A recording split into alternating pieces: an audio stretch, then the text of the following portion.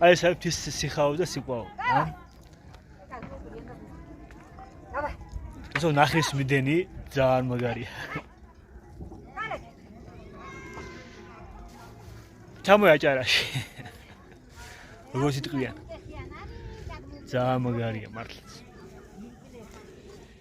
ეს ამ თის სურნელი და აი თის სიყვარული.